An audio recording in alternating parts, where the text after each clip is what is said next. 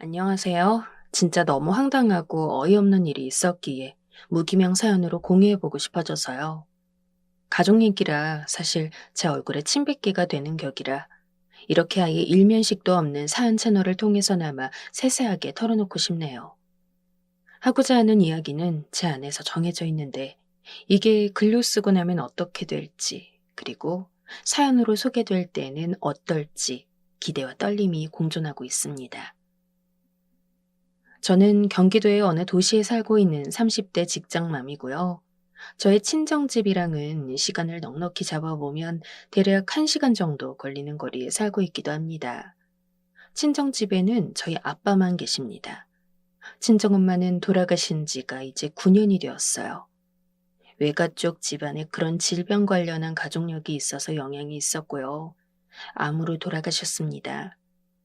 약 3년 가까이를 투병에 힘쓰셨고 그나마 불행 중 다행이라고 한다면 그 중에서 2년 정도는 평온하고 무탈하게 지내실 수 있다는 거예요. 투병으로 엄청 고통스러워하셨던 최악의 기간들은 수개월 정도였습니다. 물론 그마저도 끔찍했기에 당시에는 더욱 길게 느껴졌었지만요. 저는 작년에도 시간을 내어 건강검진을 받아봤지만 무사히 별다른 몸의 이상은 없는 상태입니다. 그래도 가족력이라는 게 무시 못할 정도를 넘어서서 대단한 것이라고 하니까 앞으로는 꾸준히 건강관리하면서 건강검진도 받아볼 생각이에요. 가족력으로 걱정해야 하는 사람은 엄마의 딸인 저뿐만 아니라 엄마의 아들도 한 명 존재합니다. 저의 친정오빠, 저의 친오빠입니다. 저보다 2살 많고요. 그런데 아직 결혼은 안 했습니다. 안 했다기보다는 못했다고 가감없이 저로선 그렇게 표현해보고 싶네요. 오빠는 대학교 다니면서 대학 내내 학점 관리가 개판이었고요. 졸업도 엄청 늦게 했어요. 대학도 20살에 입학했는데 28에 졸업했으니 말 다 했죠. 아니, 아무리 여자가 군복무 문제가 없으니 더 빨리 대학을 졸업한다지만 저희 오빠가 대학을 졸업하기도 전에 저는 이미 직장 다닌 지가 2년이 넘어갔습니다. 차이가 컸죠. 제가 왜 이 대목을 굳이 짚느냐 하면 오빠가 저한테 그 긴 기간 동안 기생했기 때문이에요. 대학 입학했던 20살부터 졸업하던 해였던 28살이 될 때까지 오빠는 제대로 된 아르바이트 한 번을 한 적이 없었습니다. 대충 시시껄렁하게 PC방 아르바이트나 했다가 한 달도 못 채우고 그만둔 것이 2차례였고요. 그리고 어느 해 여름에는 여자들을 잔뜩 구경하고 싶다면서 어디 유명한 워터파크에 아르바이트 지원을 했습니다. 너 혹시 나 일할 때 거기 워터파크 오면 죽여버린다. 돼지 족발 주제에 여신들이 놀러오는 것에 끼는 건 아니겠지? 너 진짜 눈에 띄지 마라. 저한테 맨날 며칠을 으스대며 으름장을 놨는지. 그런데 워터파크에서 여자들 구경은 무슨 웬 허들의 청소며 뒷정리 수습 일이나 맡았더군요. 그래서인지 일하고 나서 겨우 2주차에 때려치웠어요. 자기 말로는 더럽고 치사해서 때려치운 것이라고 우기는데 정황상 잘린 게 뻔해서 웃겼습니다. 그 외에는 영화관 아르바이트 아주 잠깐, 그리고 카페 아르바이트를 나갔다가 3번째 출근만에 잘려서 그건 역시도 초단기간의 기록으로 남았고요. 저의 오빠라는 인간이 대학생 신분으로 8년 살면서 아르바이트를 한 기간을 다 합쳐봐도 반년이 안 돼요.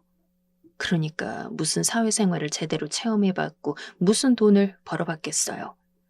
학교 생활도 지지부진하게 하고 자격증 공부에 올인하겠다면서 쓸데없이 휴학이나 했다가 별다른 성과도 못 내고. 그러는 동안 친정아빠한테 손 벌리고 살았던 거예요. 참고로 아빠가 35일 때 오빠가 태어났고 그 후로 37일 때 동생인 제가 태어났습니다. 아빠 연세가 그렇게까지 적지 않다는 얘기죠. 오빠가 20대 중반일 때 아빠가 정년 퇴직을 하셨으니까요. 그런데 그때도 오빠는 위기감을 별로 못 느꼈습니다. 자기가 장남으로서 이제 엄마도 안 계시니까 책임감이라도 느끼고 그래야 했을 텐데 오히려 저한테 아빠 퇴직 시기에 한다는 말이 야, 너 곧 막학기잖아. 정신 똑바로 차리고 취업 준비해라. 너 졸업하고 나서 논다 어쩐다 공부 더 한다, 스펙을 쌓겠다, 이딴 식의 개소리하면 내가 너 가만 안 둬. 아주 있는 대로 똥폼 잡으면서 저한테 이런 훈계를 했었거든요. 아빠도 퇴직하는 마당이니까 저보고 대학 졸업 후에 공백만 내지 말고 빨리 취업하라면서요. 참나. 그래놓고는 저는 인턴십 프로그램 한 번 거쳐서 금방 취업을 해냈고요. 오빠는 제가 취업해서 열심히 근무하는 동안 아직도 학교를 다니고 있었어요. 무슨 천년만년 묵은 화석 기념물도 아니고 20대 초반 애들하고 섞여서 나이 많은 인간이 왜 같이 수업을 듣는데요? 누가 보면 삼수 정도는 해서 학교에 들어온 사람인 줄 알았을 거예요. 그렇다고 대학원이라든지 그런 것에 뜻이 있는 것도 아니었고. 음, 진짜 곱씹을수록 어이가 가출할 따름이었습니다. 아빠의 정년을 맞이했다고 해서 그래도 오빠가 정신 차리고 이제 철 좀 드는 줄 알았는데 착각이었던 거죠. 저만 정신 바짝 차리고 저만 열심히 쉬지 않고 부지런히 살았어요. 당연히 오빠는 아빠의 등골을 빼먹고 용돈 받으면서 진짜 기생충처럼 살았고요. 그런데 정년 퇴직한 아빠가 새롭게 들어오는 수입이란 없잖아요. 그러니까 결국 최종으론 오빠가 기생한 대상은 바로 제가 되는 것이었습니다. 결국 부담을 짊어지게 되는 건 바로 저였어요. 저는 아빠한테 효도하고 싶었던 것이지 무능력한 오빠의 뒷바라지를 하고 싶었던 게 절대 아니었거든요. 내가 취업만 해봐. 그러면 어차피 다 잘 풀릴 거고 우리 가족한테 내가 베풀 건데 왜 벌써 극성이야? 가족인데 너는 왜 희생을 한다고 생각하고 안이 꼽게 여기냐? 기집애가 생각하는 꼬라지하군. 그런 저한테 적반하장으로 짜증을 내고 화를 냈던 오빠. 꼴에 그래도 여자친구를 2번 사귀었는데 2번 다 장렬하게 차이고 끝났던 전적이 있었습니다. 아무리 제 친오빠라고 하지만 정말 한심한 구석이 많았어요. 매사 적반하장인 태도도 그랬지만 회피형으로 구는 게 가장 열받았죠. 엄마 아프고 그랬을 때도 더욱 정신 다잡고 상황을 대비해야 하는데 이게 현실일 리가 없어. 정말 우리 엄마가 시한부라고? 야, 그럴 리가 없잖아. 대체 이 소리를 언제까지 하는 건지 지겨웠습니다. 초반에는 그러려니 했었어요. 얼마나 오빠가 힘들면 그럴까 싶어서요. 그런데 3년 내내 그러니까 화가 안 날 수가 없었죠. 가장 힘든 건 엄마 장본인이고 그 다음으로는 아빠일 텐데 거기서 장남이라는 게 너무 괴로워서 상황을 마주보기 힘들다는 태도로 자기가 더 난리니까 저로서는 눈꼴이 시려웠었네요. 저도 빨리 철들고 싶지 않았고 억척스러운 딸이 되고 싶지도 않았고 생활력 강하고 철두철미한 어른으로 자라나고 싶지 않았어요. 그런데 부모님에 대한 효심, 가족의 그리고 오빠 놈의 그 모질이 같은 기질 때문에 제가 강제로 그렇게 됐던 거죠. 대학 다니면서 학기마다 아르바이트 쉬어본 적 없었고 방학 때는 더 늘려서 했었습니다. 취업 준비, 관련한 공부도 제가 혼자 알아서 다 찾아서 했었고요. 누가 떠먹여주는 것만 기다리고 나약하고 비겁하게 회피만 하는 오빠가 어떤 인간이냐 하는 것은 엄마의 투병기 때 보인 태도 말고도 다른 사건에서 살펴볼 수 있었습니다. 오빠가 고등학교 때 친했던 무리가 있었어요. 오빠 포함 4명이 한 무리였는데 당연히 저도 몇 번 본 적이 있었습니다. 고등학교 1, 2학년 때 넷이 한 반이었고 3학년 때는 작정하고 같은 학원에 등록해서 넷이 주말마다 학원으로 모이고 그랬죠. 그런데 그중 한 명이 대학을 엄청 먼 데로 갔어요. 그러고 나서 연락이 드문드문 끊겼나 봐요. 다들 자기 생활하기 바빴고 넷다 군입대 시기가 완전 제각각이었던 것도 컸고요. 그리고 멀리 대학 갔던 그 한 명이 죽었습니다. 우울증이 심했다고 하던데 자취방에서 혼자 그렇게 떠났어요. 저도 소식 접하고 깜짝 놀랐었는데 오빠는 장례식에 안 갔습니다. 그 이유가 걔 죽기 전에 5년 넘게 연락 잘 안 한 게 마음에 걸린다. 근 1년은 아예 연락을 한 번도 한 적 없었고 이런 내가 뻔뻔하게 조문을 가도 될까? 내가 마지막 가는 길을 배웅할 자격이 있을까? 난 자신 없어. 미안해서 못 가. 이렇다는 거예요. 이런 인간이었습니다. 경사는 안 챙겨도 조사는 챙기는 것이 기본 사회생활 도리잖아요. 게다가 홀로 외롭게 떠났던 오빠 친구는 저희 엄마 돌아가셨을 때 먼걸음해줬던 사람이에요. 그런데 그걸 이렇게 갚는다고요? 설득을 해도 오빠는 꿈쩍하지 않았고 결국 제가 물어물어 조의금을 붙여줬죠. 저라도 그렇게 해야 할 것 같았고 아빠도 그렇게 하는 게 맞는 거라 하시면서 돈을 보태주시기도 했었어요.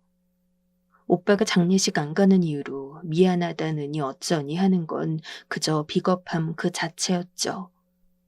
왜냐하면 납골당에도 전혀 안 가보더군요. 절친한 무리였던 다른 두 명으로부터 오빠는 당연히 손절당했습니다. 욕도 아까운 새끼라고 하면서 완전 인연을 끊어버리더군요. 그런데 그 두 명의 오빠들은 그 후로 제 생일이면 항상 뭐라도 해서 챙겨주고 있어요.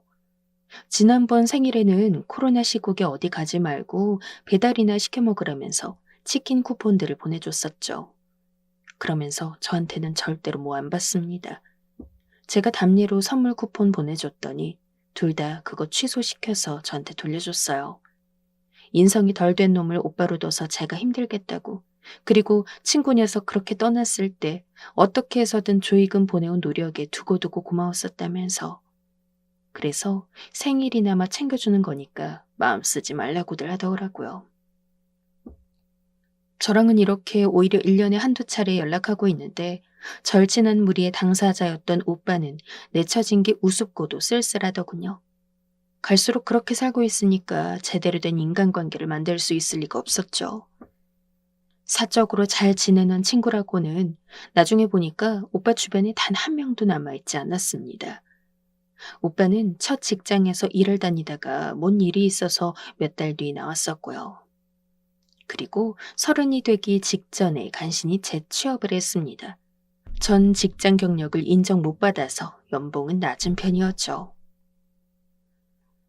좀만 지나봐라. 너 따윈 내가 연봉으로 눌려준다. 남자가 여자보다 더 유리한 거 알지? 그러면서 왜 그렇게 잘난 체를 하든지.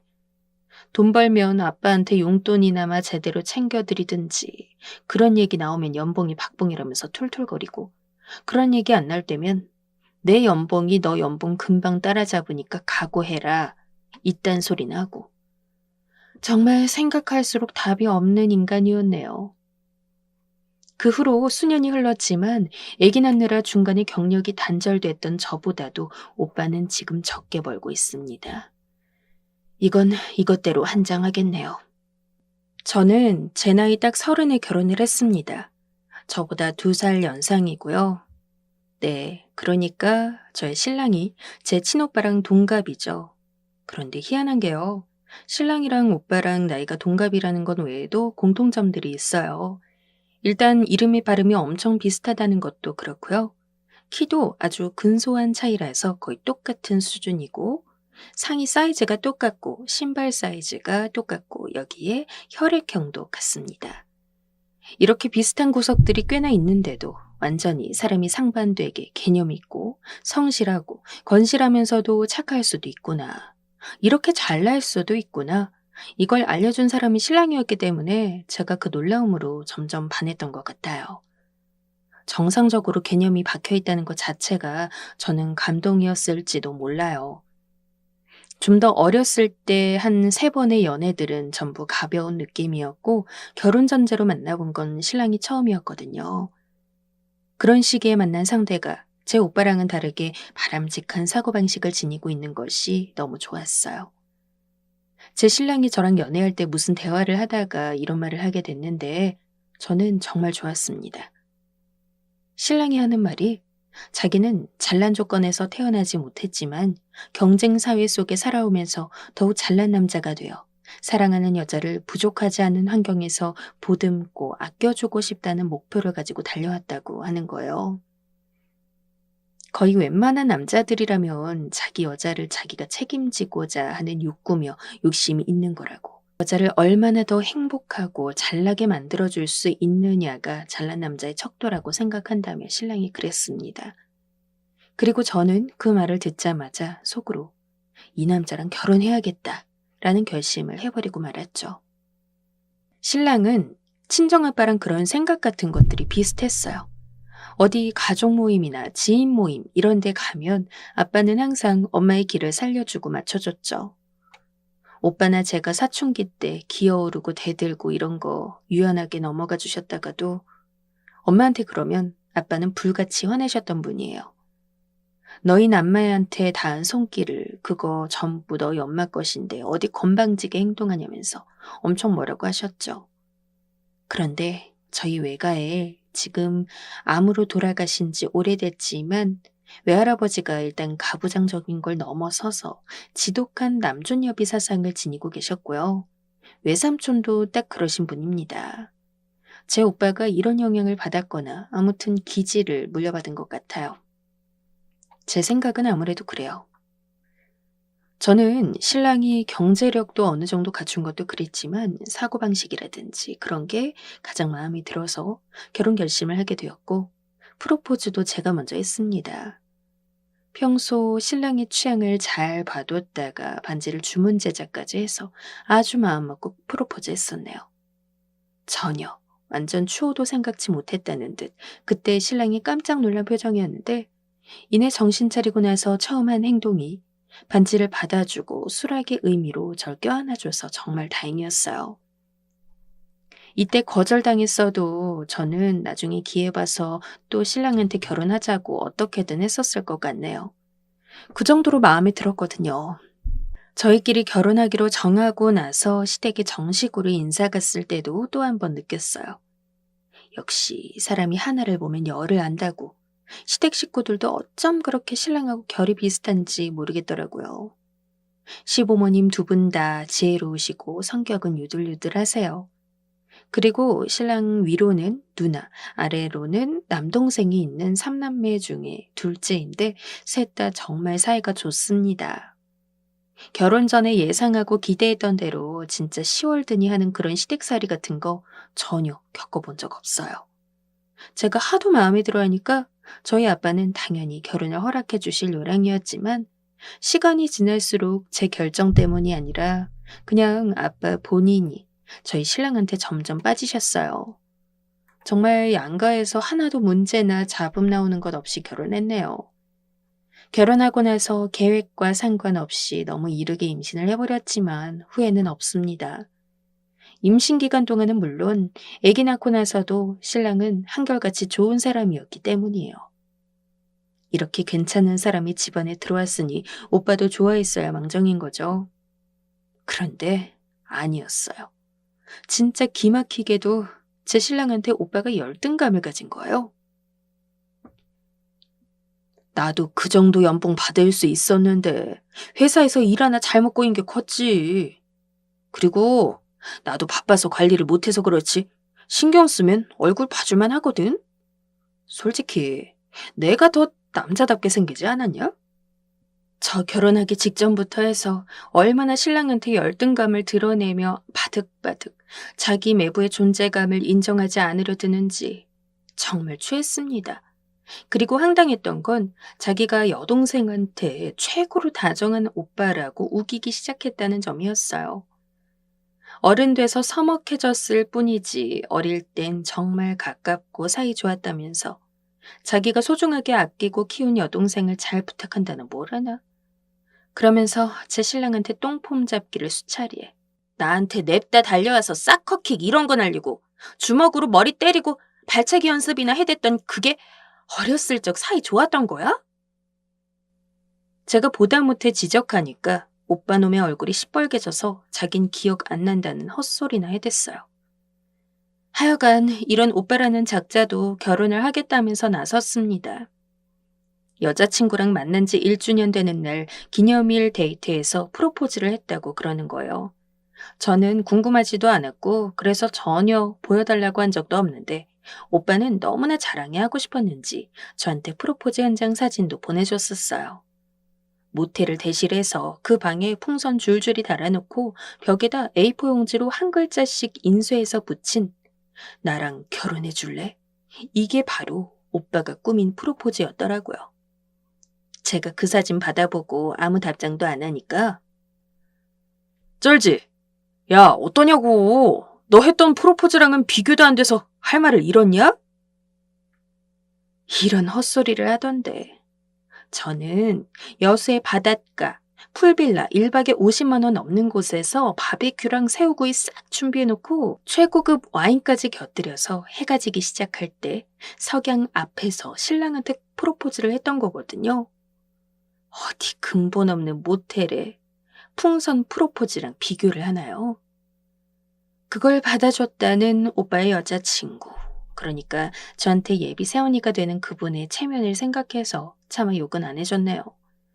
오빠의 프로포즈를 우습다고 욕하면 그분을 같이 깎아내리게 되는 건 아닐까 싶었어요.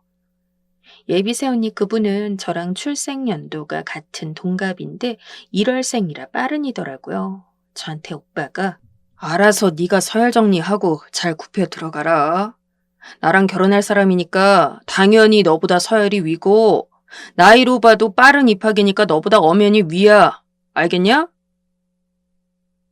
으름장을 놓던데 그러거나 말거나였지만 일단 말로는 알겠다고 했었어요. 저는 그 이전까지 두 사람이 사귄다는 것만 알았고 사진으로 한 번 본 게 다였어서 그 예비 새언니라는 사람이 어떤 사람인지, 무슨 일을 하고 어디 사는지 이런 개인적인 사항에 대해서는 전혀 몰랐습니다.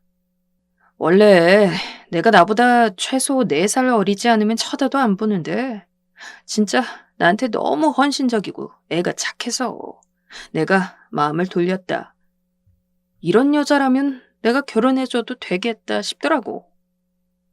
다만 오빠가 이런 어처구니 없는 소리를 하고 다니는 사람이라는 걸 그 예비 새언니라는 분이 과연 알고나 있을까 하는 걱정이 들었었죠. 오빠는 모아둔 돈이 팍팍 끌어모아서 대략 6천만 원 정도였고 그분은 집에서 지원해주는 것까지 다 합쳐서 5천만 원 정도라고 했어요. 오빠가 하는 말이 저희 집에서 최소 1억 이상을 지원해 줄 테니 대출을 끼면 어떻게든 결혼해서 출발할 수 있다는 것이었죠. 그럼 자금이 못해도 2억은 되니까 이 정도면 어떻게든 될 거라면서 말이죠. 웬 1억? 무슨 얘기인가 싶어서 아빠한테 물어보니까 아빠 역시도 사전에 들은 바 없었다면서 굉장히 떨떠름해 하시더라고요. 자기가 맡겨놓은 것도 아니고 대뜸 웬 1억 계산은 어디서 나온 건지. 참고로 오빠가 자취하고 있는 신축 원룸 빌라도 보증금을 아빠가 대준 것이었어요. 자기 힘으로 온전하게 어떤 시작을 해본 적이 그러니까 오빠는 없었던 거예요. 친정집은 오래된 빌라였고요. 원래 저 대학 입학하고 나면 저희 집이 이사할 작정이었어요. 그런데 그 후로 엄마가 갑자기 암 진단을 받게 되면서 이사가 자연스레 흐지부지 되었던 거죠. 그리고 힘든 투병을 하시면서 엄마가 이사를 원치 않으셨어요. 소중한 가족의 추억이 묻어있는 집이라 안정감이 느껴지신다고 말이에요. 돈을 모을 심산으로 버티면서 살았던 곳이라 당연히 좋은 집은 아니었고요. 대신 동네 위치가 괜찮아서 낙후된 빌라치고 굉장히 시세가 높았습니다. 아무튼 엄마 돌아가시고 나서 아빠는 이 집을 떠나기 싫어했어요. 엄마를 추억할 수 있는 집이라면 되는 데까지 오래오래 사시고 싶다 하셨죠. 그런 저희 집에 결혼하기로 결정했다는 그 두 사람이 정식 인사차 방문하게 되었어요. 예비 새언니 되는 분이 뭐 좋아하시는지 오빠 통해 물어봐서 제가 신중하게 메뉴를 선정했고요. 과일도 값비싼 걸로 사놓고 제가 진짜 그 주에 신경을 엄청 썼어요. 엄마가 안 계시니까 이런 건 당연히 제 몫이라 여겼고요. 약속된 토요일의 저녁 시간. 저는 그동안 사진으로만 접해왔던 예비 새언니를 드디어 실물로 접하게 되었습니다. 그런데 바로 놀랐죠. 사진보다 실물이 훨씬 더 강하다고나 할까요? 조금 드센 인상이었습니다. 마스크 위로 처음엔 눈만 보이니까 눈화장이 진해서 더 그랬던 것 같아요. 인위적인 게 확 느껴질 만큼 풍성하게 붙인 가짜 속눈썹도 그랬지만 특히 컬러 렌즈를 끼고 온 게 인상 깊었죠. 나이 30 넘어서 그런 컬러 렌즈를 눈에 끼는 건 제 생각엔 연예인 아니고서야 정말 드문 일이라 생각해서. 게다가 결혼하기로 한 상대의 집에 처음으로 인사 오는 자리인데 그런 컬러 렌즈를 끼다니. 대담함을 넘어 참 독특한 사람이라고 느꼈네요. 가슴에 딱 붙는 상의에다 털 달리는 앙고라 자켓이라니. 아, 그래. 저것도 개성이겠지. 첫인상이 살짝 아니오시다 였지만 속으로만 생각하고 겉으론 예의 차려서 열심히 인사하고 맞아주었죠. 그런데 오빠는 그 옆에서 자기가 왜 기세등등한 웃음을 짓고 있는 건지 그게 의문이었습니다. 오셨으니까 이제 육수만 한 번 더 끓이면 될 것 같아요. 잠시만 기다려 주시겠어요? 야, 넌 미리미리 준비 다 안 해놓고 뭐 했냐? 이미 다 우러났고 이제 데우는 거거든. 온다고 약속한 시간보다 지금 40분이나 늦게 왔으니까 이렇게 된 거 아니야. 아, 알았어. 너네 애가 무슨 한마디를 안 지냐? 하여간 오빠 놈이 혀를 끌끌 차는 것에 제가 또 짜증이 확 올라왔지만 꾹 참았습니다. 자리가 자리인데 거기서 받아칠 순 없었죠. 아빠도 표정 관리하면서 허허실실 웃고 계셨으니까요.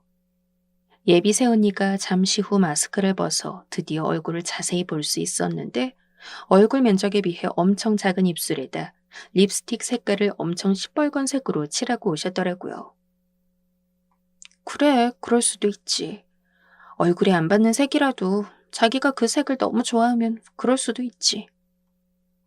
강렬한 색감에 제가 흠칫했지만 이번에도 속으로만 생각했습니다. 거실에서 이런저런 가벼운 대화가 오가는 것을 뒤로하고 저는 부엌으로 얼른 가서 마저 상을 차려냈어요. 예쁘게 접시에 마저 옮겨놓고 육수 끓은 거 확인하고는 삶은 면도 건져냈는데 이제 준비에 막바지에 오니까 문득 정신이 들어 주변을 휙 둘러봤죠. 그런데 고개를 틀어서 바라본 거실에 아무도 없는 거예요. 갑자기 다 어디 갔나 싶어서 저는 상에다 메인 요리를 두자마자 부엌 밖으로 나갔습니다. 준비 다 됐어요. 이제 오시면 될 것 같아요. 제가 이렇게 외치면서 걸음을 옮겼는데 알고 보니까 세 사람이 베란다에 있더라고요. 웬 베란다에들 나가 있는 건지 의문을 가질 새도 없이 아빠의 불호령이 들려왔습니다. 당장 꺼지라니까! 내 말 안 들려? 그 소리에 깜짝 놀라 제 심장이 쿵쿵 뛰었습니다. 놀란 가슴을 안고서 베란다 안으로 들어가 보니 오빠가 자기 뺨을 쥐고 있던 손을 스르륵 내리면서 난처한 표정을 하고 있는 거예요. 그 옆에서 예비 새언니는 괜찮아? 되게 당황한 기색으로 그런 오빠를 향해 중얼거리고 있고요. 제가 진짜 당황스러웠죠. 혼자 부엌에서 마무리 작업에 들어간 지 불과 5분? 혹은 그보다 조금 더 된 정도였는데 그 사이에 대체 무슨 일이 일어나면 이렇게 될 수 있는지 도저히 납득하지 않았거든요. 상황을 살피고 있는데 오빠가 갑자기 씩씩거리면서 아빠한테 대들려는 모양새를 보였습니다. 그러니까 예비새 언니가 오빠의 팔을 잡으며 말렸고요. 그걸 본 아빠는 코웃음을 치셨어요. 왜? 더럽고 냄새나는 이 집에서 나가라는데 무슨 불만이라도 있는 게야? 굳이 이 집에 더 붙어 있고 싶어서 그래? 아빠가 그러는데 제가 문득 어떤 상황인지 대략 감이 오는 거예요. 그래서 제가 눈이 확 돌아갔죠. 뭐야, 뭔데? 이거 무슨 얘기야? 어? 오빠가 지금 아빠한테 뭐라 그랬던 거야? 그래서 지금 이러는 거야? 제가 득달같이 따지니까 예비 새언니가 놀란 표정으로 오빠의 등 뒤로 몸을 숨겼어요. 오빠는 큰 소리로 한숨을 이렇게 내쉬더니 눈을 부라리며 아빠랑 저를 쳐다봤습니다. 저희 그러면 진짜로 가버립니다. 진짜 가요? 그럼 내가 가짜로 가라고 하디? 얼른 나가! 두 사람 다 지금 당장 꺼져버려! 오빠가 울컥한 얼굴을 하고는 예비 새언니의 팔을 잡고 쾅쾅 발소리를 내면서 현관으로 향했습니다. 저는 어처구니가 없어서 그 모습을 바라보고 있었어요. 예비 새언니랑 제가 눈이 마주쳤는데 갑자기 눈가에 힘을 주고 절 노려보더라고요. 저는 예기치 못한 봉변당한 기분이라 헛웃음만 지었습니다. 그 두 사람이 집을 나가버리고 나서 저는 바로 아빠한테 어떻게 된 일이냐며 전말을 물었죠. 아빠가 아무래도 가디건이나마 걸치는 게 모양새가 더 나은 것 같아서 옷을 찾으러 안방으로 들어가셨대요. 친정집이 안방하고 베란다가 연결되어 있거든요. 안방에서 창문을 열면 그게 베란다인 구조입니다. 안방에서 옷이나 찾으려고 하는데 그 두 사람의 말소리가 문득 아빠의 귀에 닿았던 거예요. 창으로 다가가서 봤더니 그 두 사람이 베란다에서 바깥을 쳐다보는 자세로 서서는 대화를 하고 있었답니다. 집이 왜 이렇게 꾸졌어? 그리고 예비 새언니의 입에서 나온 말에 아빠는 귀를 의심하게 된 거죠. 청소는 잘 하고 사시는 것 같은데 여기 빌라 자체가 저기 저 앞에 입구에 오래된 자전거 방치되어 있는 것들 좀 봐. 아우 더러워. 그리고 뭔가 집에서 냄새 나는 것 같지 않아? 아 기분 탓인가? 예비 새언니 아니 그 망할 여자가 굉장히 신경질적으로 따지듯이 그렇게 말을 하더래요. 그래서 아빠는 너무 당황스러웠는데 한편으론 오빠가 제대로 된 지적이나 반박을 해줄 거라는 기대감이 순간 들었다네요. 오빠가 어떻게 반응하려다 기다렸건만 돌아온 건 실망과 배신이었죠. 에휴, 기분 탓이긴 진짜로 그렇겠지. 난 종종 오니까 냄새를 잘 못 맡을 수도 있어. 그러니까 네 말이 맞아. 나도 여기 이 집 진짜 싫거든. 여기서 사는 우리 아버지도 정신 나간 것 같아. 아니 솔직히 곧 치매 오시는 거 아닌가 싶다니까. 뭐야?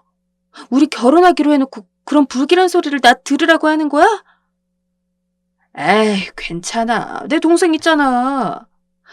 아버지가 나중에 치매가 오든 아니면 장애가 생기든 간에 걱정할 거 없어. 왜냐하면 내 동생한테 다 맡기면 되거든. 그럼 우리는 뒤에서 손이나 빨고 꿀이나 빨면 되는 거야. 난 귀한 장남이라 굳은 일이나 힘든 건 안 해. 그러니까 넌 걱정하지 마. 나랑 결혼해서 너 힘들게 될 일 전혀 없어. 그래? 그럼 오히려 좋아해야 하는 거네? 그 두 사람이 신나서 킥킥거리는 소리까지 듣고 아빠가 그만 열이 확 뻗쳐서 베란다로 쳐들어갔던 겁니다.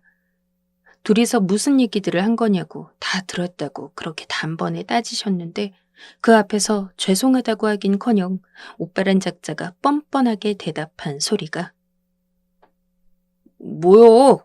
그래서 뭐요? 어쩌라고요? 이랬다는 거예요. 그래서 분노한 아빠가 손찌검을 날리실 수밖에 없었던 거죠. 그 내막을 듣고 난 저의 입이 쩍 벌어졌어요. 오빠란 작자가 최저의 인간임은 평생에 걸쳐 파악하고 알고 있었습니다만 설마 최악까지 치달아 있었을 줄은 차마 몰랐거든요. 아, 그 연놈들이 진짜? 와, 돌았네. 나도 그 순간에 있었으면 난리 쳤을 거야. 그런데 아빠는 괜찮아? 그럼 안 괜찮을 게 뭐가 있니? 요즘 젊은 애들 편으로 그 못난 일을 갖다가 오징어라고 하더만. 어디 오징어 같은 게 입술은 뻘겋게 칠해가지고 성질도 못 대먹었는지. 아 그러니 내 아들 같은 놈하고 붙어 먹었겠지. 둘이 그래서 쿵짝이 맞았나 보다. 아빠에게 동조를 해주면서 저는 신랑에게서 온 카톡에 답장을 해줬어요. 신랑은 시댁에 애기랑 가 있던 참이었거든요. 4인 숫자에 맞추게 매부는 안 왔으면 좋겠다고 했거든요. 진짜 못났죠? 신랑한테 자리 파토났고 그 둘은 날랐다고 알려줬더니 당장에 오겠다고 했습니다. 애기는 시댁에 그대로 두고 신랑만 총알같이 날아왔어요. 저는 아빠랑 거실 소파에서 계속 대화를 하고 있다가 신랑을 맞이했습니다. 오자마자 신랑은 저희 아빠부터 걱정하더라고요. 그리고 나선 음식들 힘들게 준비한 저의 수고가 대단하다면서 저희 셋이라도 같이 먹자고 그랬어요. 그래서 차린 음식은 저희끼리 먹었습니다. 신랑은 이미 저녁을 먹고 난 후였는데도 열심히 집어먹더라고요. 보면서 너무 고마웠어요. 아버님, 코로나 상황 보면서 저희끼리 제주도 가는 거 어떠세요? 개인 온천을 혹시 할 수 있는 곳이 있는지 제가 알아보겠습니다. 제주도 구경하고 온천도 하시면서 피로 좀 푸세요. 당장이라도 알아보고 예약하겠다며 신랑이 그러니 아빠가 식사를 하다 말고 갑자기 젓가락을 내려놓으시며 한숨을 푹 쉬시는 거예요. 에휴, 사위 하나 잘 본 덕으로 사네.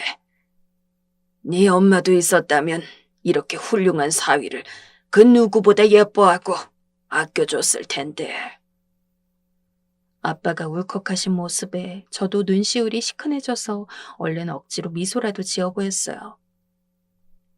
아, 아빠, 갑자기 왜 그러셔? 아빠가 그러니까 나도 눈물 날 것 같잖아. 그러지 마. 한없이 못난 놈을 그것도 아들이랍시고 달고 있었던 내가 한심하구나. 그리고 따지고 보면 이 모든 것이 내가 부족하고 또 부족해서 이렇게 된 것만 같아서 마음이 안 좋다. 자식이 그런 것은 다 부모 책임이고 잘못이야. 오빠가 무슨 20살짜리 갓 성인 된 애도 아니고 지금 나이가 몇인데 그래. 그리고 나도 그렇지만 아빠는 진짜 할 만큼 하셨어. 아빠는 정말 내가 지켜보기에도 하실 수 있는 노력을 다 하셨던 거라고. 그러니까 절대 아빠 탓하지 마. 아빤 잘못 없어.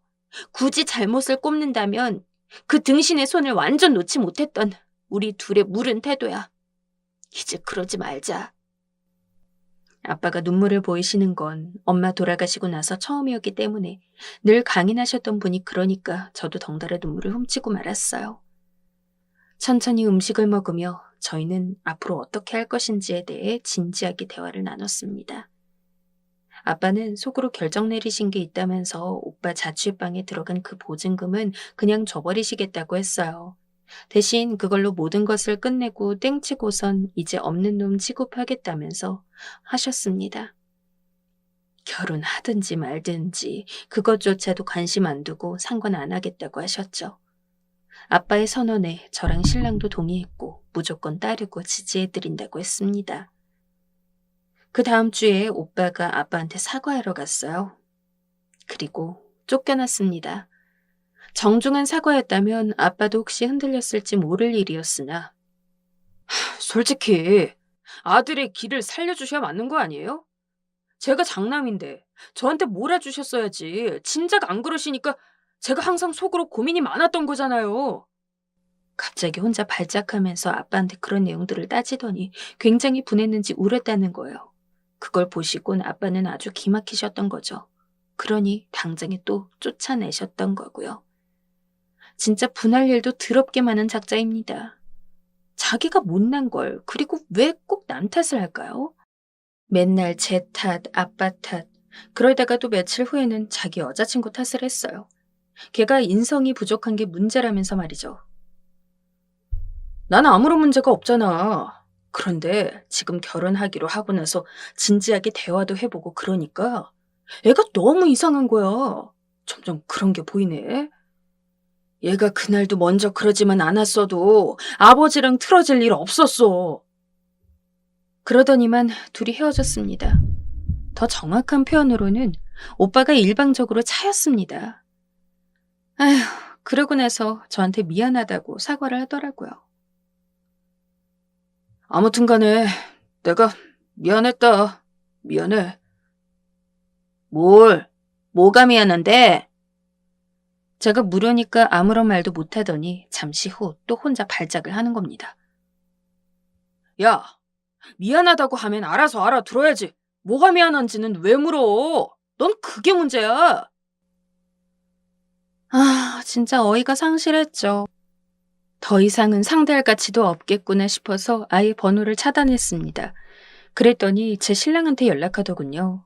신랑한테 구구절절하게 말하기를 자기가 못나고 부족해서 다 이렇게 된 거니까 잘나디 잘난 저희가 봐주는 게 맞는 거래요. 잘난 사람이 못난 사람을 받아주고 이끌어주는 게 이치에 맞는 거 아니냐면서 그런 주장을 해왔습니다. 자기가 세상에서 가장 잘났다고 으스대던 시절은 다 어디 가고 갑자기 무슨 전략을 쓰는 건지. 웃기는 짬뽕이 따로 없었네요. 당연히 신랑 역시 오빠의 헛소리들을 무시했어요. 그러자 열받았는지 앞으로 자기 혼자 잘 살아보겠다면서 그러대요. 물론 한 달도 못 갔습니다. 그나마 가족이라도 없으면 오빠는 인간관계에서 아무도 남지 않으니 당연히 예상된 수순이었죠. 설 연휴 마지막 날이 양복 차림으로 찾아와선 지난 날들을 반성하고 있다면서 거의 오열을 하는데 솔직히 측은하다고나 하는 생각마저 들지 않았어요. 왜 이렇게 한심할까? 이런 생각만 했죠. 아빠도 아주 오빠 일이라면 학을 떼시곤 고개를 절레절레 흔드십니다. 이런 친정오빠를 친남매랍시고 두고 있어서 신랑한테 너무 쪽팔린 게 제 솔직한 심정인데요. 그러면서도 다른 한편으론 신랑이 있어줘서 얼마나 다행이고 또 든든한지 그런 마음이 함께 들고 있어요. 아빠는 친정집에 있는 재산을 저랑 신랑에게 좋은 방법으로 넘겨주시려고 그런 속셈을 현재 갖고 계세요. 오빠란 작자 때문에 수많은 날들을 골치 썩으면서 살았지만 앞으로는 그런 날들이 없기를 바라봅니다.